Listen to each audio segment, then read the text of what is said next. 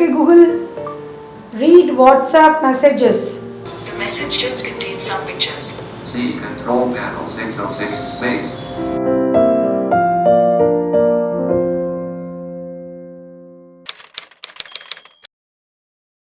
ప్రియ గారు, I understand. అమ్మ చాలా కష్టాలు పడ్డారు, కానీ అదే మూమెంట్లో నాన్న స్ట్రాంగ్గా సపోర్ట్ చేశారు అండ్ మీరు అమ్మకి చాలా ప్రౌడ్ మూమెంట్స్ ఇచ్చారు. డెఫినెట్గా ఆవిడ చాలా హ్యాపీగా కూడా ఉండుంటారు.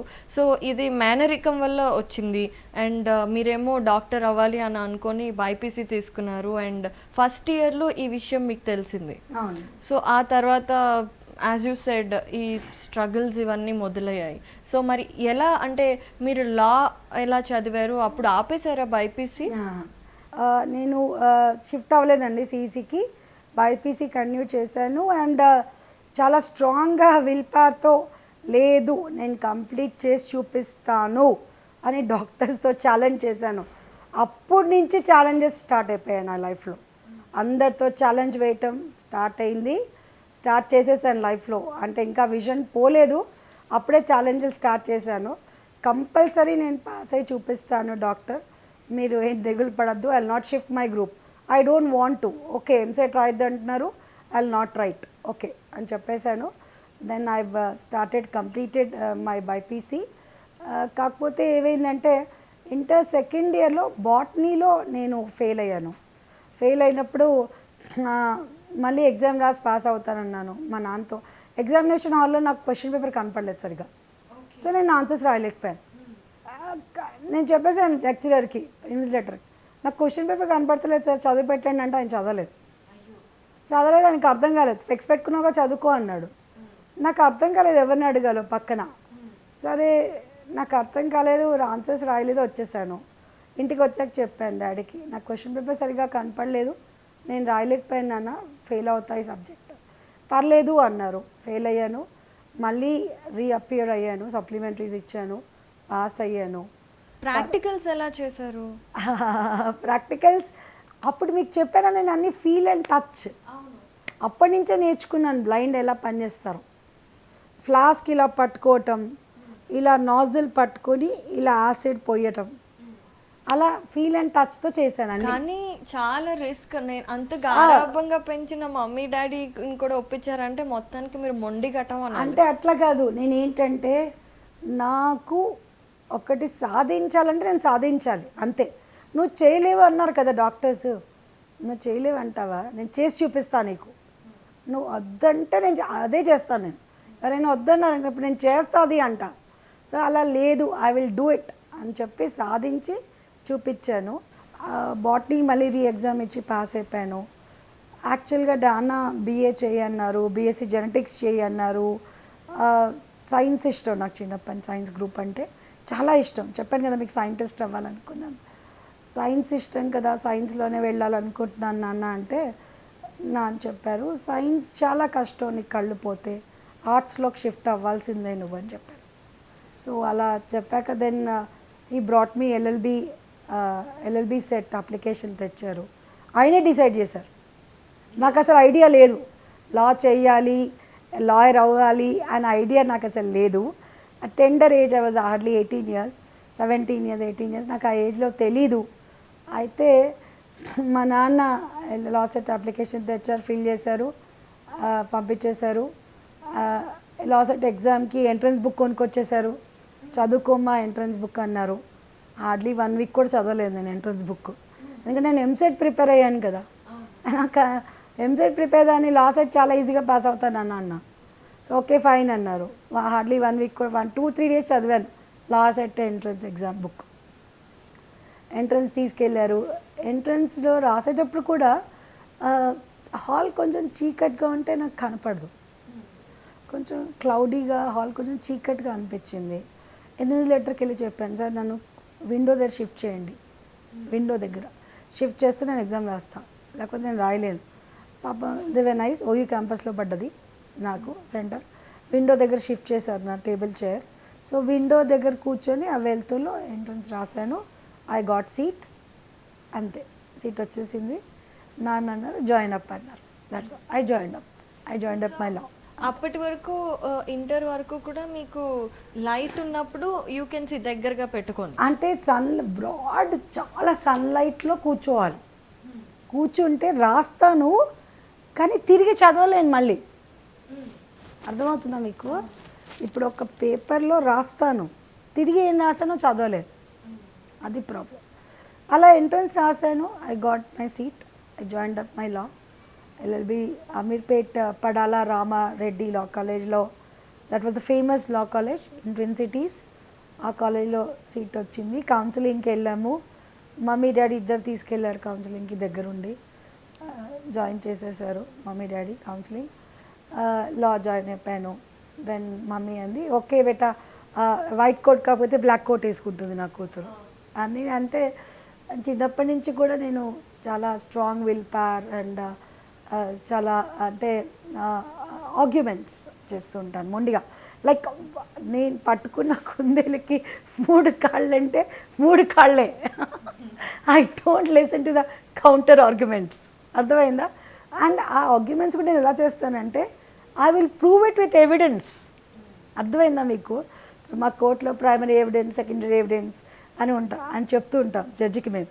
అలా చిన్నప్పటి నుంచి కూడా I prove it with evidence అనమాట. స్కూల్ లైఫ్లో నుంచి కూడా లైక్ టీచర్ తక్కువ మార్క్స్ వేస్తే ఎగ్జాంపుల్ చెప్తున్నాను, తక్కువ మార్క్స్ వేస్తే I use to tell my dad, ఇంట్లో చెప్పాను, no I have written it correct, she was wrong, teacher was wrong, come I prove it అని ఆన్సర్ షీట్ తీసి చూపించేదాన్ని. దాన్ని టీచర్ ఎస్ ఐఎమ్ సారీ, ఇక్కడ నేను మార్క్ చూడలేదు, ఐఎమ్ సారీ సుప్రియ, మళ్ళీ మనం 1 మార్క్ యాడ్ చేసేవాడిని.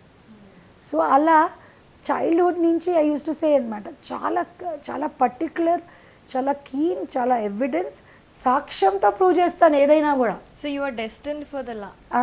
అయితే అది మా డాడీ ఇంట్లో అంటే అబ్జర్వ్ చేశారు.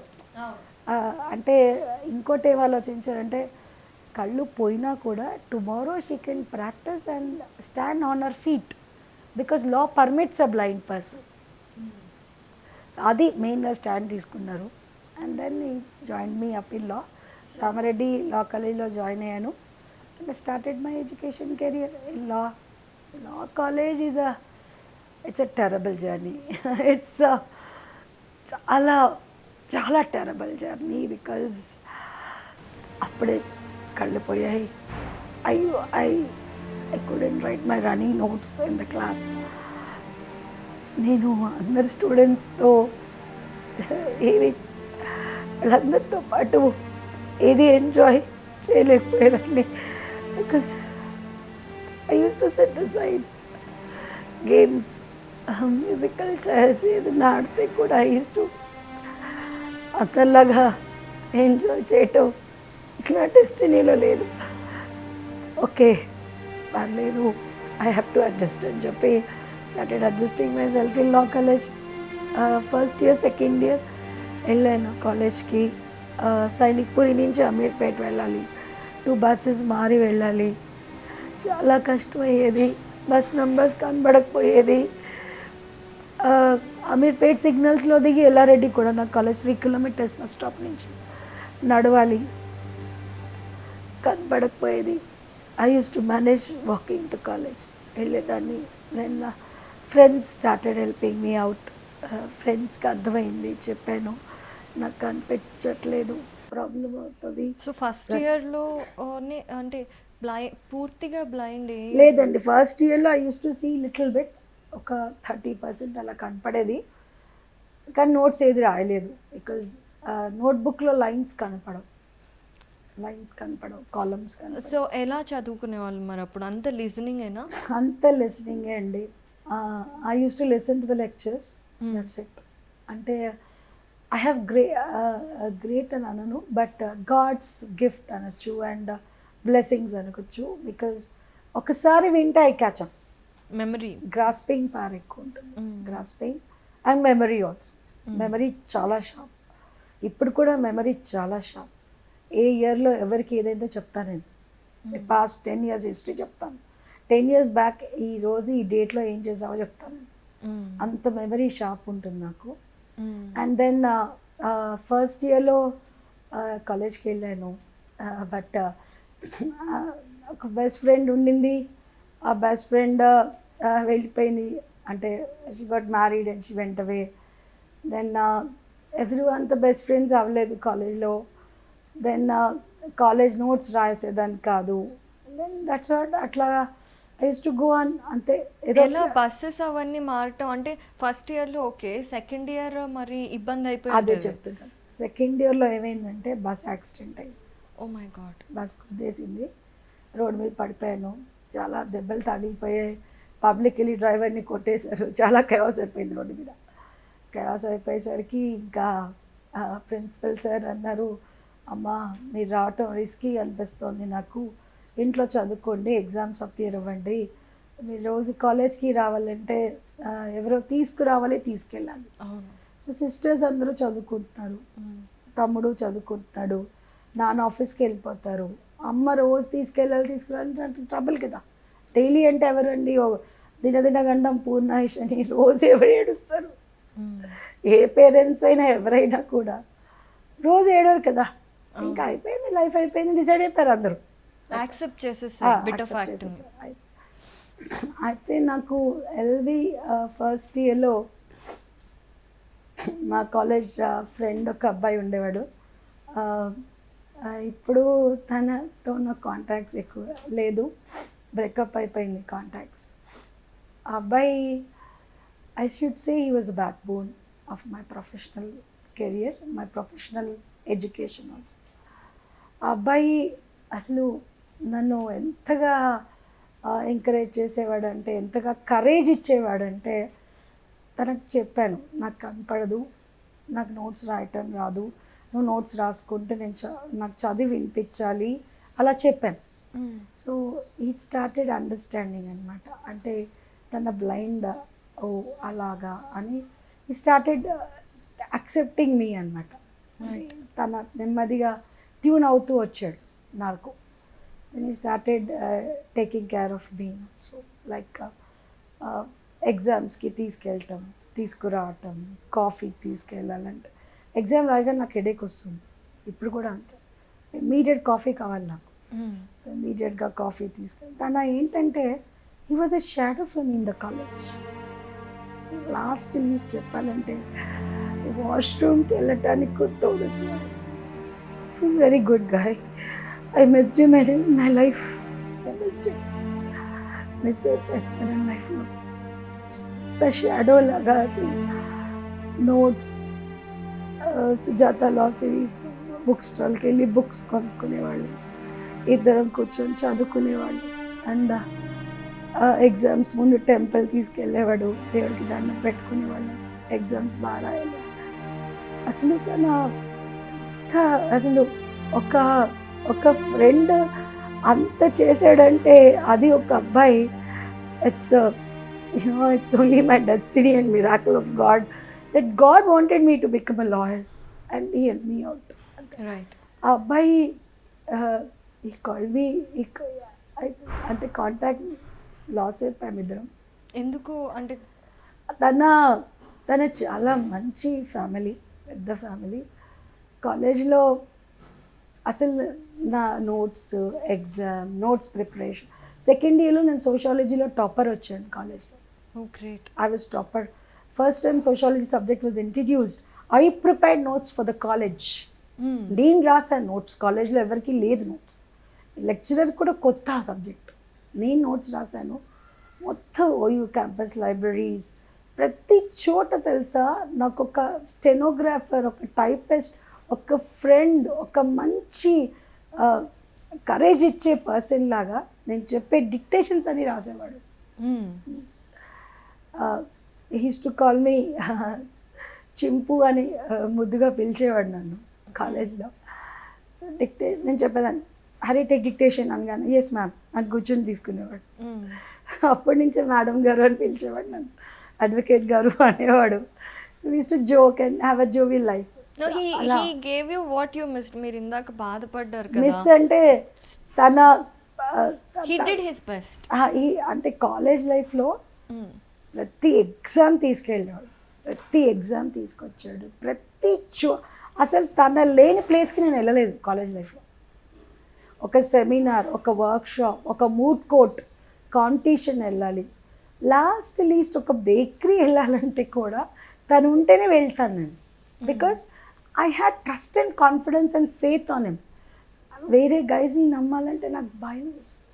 అవును కదా. బికాస్ పార్కింగ్ కింద కాలేజ్లో డార్క్గా ఉండేది, చీకట పార్కింగ్. పార్కింగ్లోకి వెళ్ళాలంటే నాకు భయం, చీకట కదా, భయం. నేను ఉన్నాను కదా, నీకెందుకు భయం? And I'm there. నువ్వెందుకు భయపడుతున్నావు? అట్లా భయపడితే లోకం నిన్ను భయపెట్టిస్తుంది. డేరింగ్గా ఉండాలి నువ్వు, అడ్వకేట్వి నువ్వు ఎవరినైనా కాలర్ పట్టుకొని క్వశ్చన్ చేసే ప్రొఫెషన్లో ఉన్నావు. అట్లా భయపడకూడదు, రా అని లాక్కుపోయేవాడు.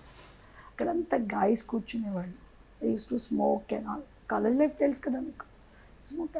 అసలు గాయస్ని చూస్తే భయపడేదాన్ని, స్మోకింగ్ అండ్ ఆల్ భయపడేదాన్ని. సరే వద్దు, ఒకరు స్మోక్ చేస్తారు, నాకు భయం, వెళ్ళిపోదా. సరే ఏం కాదు, నథింగ్. స్మోకింగ్ ఇవన్నీ కేసెస్ రేపు చేయాలి కదా, నువ్వు ఎలా చేస్తావు? క్రిమినల్ అడ్వకేట్ అవుతానంట, ఇవన్నీ నువ్వు డీల్ చేయాలి కదా, కమాన్ అని తీసుకెళ్ళేవాడిని. సో బాగా ఎంకరేజ్ చేసి మిమ్మల్ని పుష్ చేశారు మీ కెరీర్లో. అసలు నేను కెరియర్లో చెప్పాలంటే, ఎడ్యుకేషన్ కెరియర్లో అపర్ణ గారు, నేను రాసిన ప్రతి ఎగ్జామ్, సోషాలజీలో టాపర్ వచ్చాను, ప్రైజ్ ఇచ్చారు జస్టిస్ సుభాషణ్ రెడ్డి గారు ఇచ్చారు. అప్పుడు మన హైకోర్టు సీజీగా ఉండే ఆయన ఇచ్చారు. ఆ ప్రైజ్ తీసుకోవటానికి హరిహర కళాభవన్లో డార్క్ స్టేజ్ మీదకి వెళ్ళాలంటే భయం, డార్క్లో. లైక్ నేను ఉన్నాను కదా, వెనందే నీకెందుకు భయం, కమ్. అలా అసలు తన ఒక అడుగు వేస్తేనే నేను ఒక అడుగు వేస్తాను, లేకపోతే వేయను. అట్లా చాలా ఇన్స్పైరింగ్గా, చాలా ఎంకరేజ్. స్టడీ మొత్తం అండి. మీకు విషయం తెలుసా, నేను LLB 5 years కూడా ఫస్ట్ సెకండ్ ఇయర్ కొంచెం విజన్ ఉంది, థర్డ్ ఇయర్ టోటల్ బ్లైండ్ అయిపోయాను. 97 totally blind, dead dark. One day morning లేచాను, nothing is visible, dark, dead dark. Mummy చెప్పాలా వద్దా ఆలోచిస్తున్నా, చెప్తే వీళ్ళు ఎలా రియాక్ట్ అవ్వరు. కాలేజ్కి వెళ్ళావా బెట్ట, వెళ్తాను మా, రెడీ అవుతాను మా, తొందరగా ఇంటికి వచ్చేసాయి. ఎందుకు అన్నాడు. నువ్వు వచ్చేసే ఇంటికి, నువ్వు వచ్చినాక థాట్ చెప్తాను, నువ్వు క్వశ్చన్స్ ఏదో రా. సరే వచ్చేసాడు, బైక్ వేసుకుని వచ్చేసాడు ఇంటికి. ఏమైంది, కాలేజ్కి వెళ్ళాము, బస్లో స్టేషన్ వరకు వస్తే అక్కడ తీసుకెళ్తాడు, అక్కడి నుంచి తను పిక్ చేసుకుంటాడు డైలీ బస్లో వస్తా కదా, నా థాట్ చెప్తాను నీకేంటో, విల్ గో ఫస్ట్. మమ్మీకి చెప్పేశాను, నాకు టోటల్ డెడ్ డార్క్, ఏం కనపడట్లేదు, నాకు ఎవ్వరు కనపడట్లేదు, నాకు లైట్స్ కనపడట్లేదు, నాకు ఏమీ కనపడట్లేదు, నా కళ్ళు చీకడైపోయాయని చెప్పేశాను. మా మమ్మీ ఏంటి అలా కూర్చుంటారు, దట్స్ ఆల్. దాని నా తాత ఫ్రెండ్ అన్నాడు, ఏమైంది అంటే, నాకేం కనపడట్లేదురా అన్నాను. ఏమైంది అన్నాడు, నాకు కనపడట్లేదు, టోటల్ డార్క్గా ఉంది, నాకేం కనపడట్లేదు, నాకు మమ్మీ నాకు ఎవరు కనపడట్లేదు, నాకు బుక్ కనపడట్లేదు, బుక్ కనపడట్లేదు. I was crying because I couldn't see the book. Book print కనపడట్లేదు, ఈ బుక్లో ప్రింట్ ఉందా లేదా నాకు అర్థం కావట్లేదు. దెన్ తను అన్నాడు, చెప్పు ఎక్కడ, డేరింగ్ కదా, డేరింగ్ గర్ల్, స్వీట్ గర్ల్, ఎడకుండా కప్ అని తీసుకెళ్ళాడు. దెన్ నన్ను ఏడొద్దని చెప్పి వాడు ఏడ్చాడు. చూడు అట్లా ఏడ్చేసాడు, ఇంత తొందరగా బ్లైండ్ అయిపోతావు, ఇంత తొందరగా నీకు కనపడదు అని ఎవరు ఊహించలేదు కదా. దేవుడి గుడికి తీసుకెళ్ళాడు, గుళ్ళో దేవుడు కనపడుతున్నాడా అంటే నాకు కనపడట్లేదు, నాకు ఏమీ కనపడట్లేదు, నా చేయి పట్టుకో, నేను నడవలేను కదా, పడిపోతాను, భయమేస్తాను. ఈ హోల్ ఆ రోజు నా చేయి పట్టుకున్నాను. అప్పుడు యంగ్ ఏజ్లో, అంత young age He was 20, I was 19 years maybe. ఆ యంగ్ ఏజ్లో ఒక బ్లైండ్ అమ్మాయి చేపట్టుకోవాలంటే చాలా కష్టం కదా పని. ప్రపంచం ఏంటి వీడికి ఎవరు దొరకలేరా, ఒక గుడ్డి దొరికిందా అనుకుంటారు కదా, ఫ్రెండ్స్ అనుకున్నారు వాళ్ళని. ఏంట్రా నీకు ఎవరు దొరకలేదా గర్ల్ ఫ్రెండ్గా, అదే దొరికిందా గుడిదని చేపట్టుకుని అని అన్నారు. తనని ఎన్నో అన్నారు, టీస్ చేశారు, యాక్ట్ చేశారు, తనని ఎన్నో మాట్లాడినారు ప్రపంచం. కానీ పాపం ఎవరు ఏదన్నా గమ్మున చిన్నగా ఒక స్మైల్ ఇచ్చి వెళ్ళిపోయేవాడు అంతే, ఏవి పట్టించుకునేవాడు కాదు. ఆ ఏజ్లో తనకి డిస్గస్టింగ్, హ్యూమిలియేషన్గా, ఇన్సల్టింగ్గా అనిపించలేదు పాపం. అయ్యో ఒక గుడ్ అమ్మాయికి హెల్ప్ చేస్తున్నానని అనుకున్నాను. ఇన్ఫ్యాక్ట్ తన చాలా ఇష్టంతో చేసేవాడిని, ఏదో మ్యాండేటరీ కష్టంగా కాదు, కష్టమే అలా కష్టం అది, కానీ చాలా ఇష్టంగా చేసేవాడిని. బికాజ్ వాడికి నేనంటే చాలా ఇష్టం ఉండేది. ఈ హిస్టరీ లవ్ మీ ఇలా చాలా ఇష్టం ఉండేది. ఎందుకంటే నేను చాలా ఫాస్ట్, గ్రాస్పింగ్ పవర్ ఎక్కువ, క్లాస్లో కాన్సెప్ట్స్ బాగా చెప్తాను, చాలా మెమరీ ఉంటుంది, కాలేజ్ టాపర్ అది, దానికి ఉన్నంత నాలెడ్జ్ మాకు ఎక్కడుంది అనేవాడు. అలా చాలా ప్రేమగా చూసుకునేవాడు.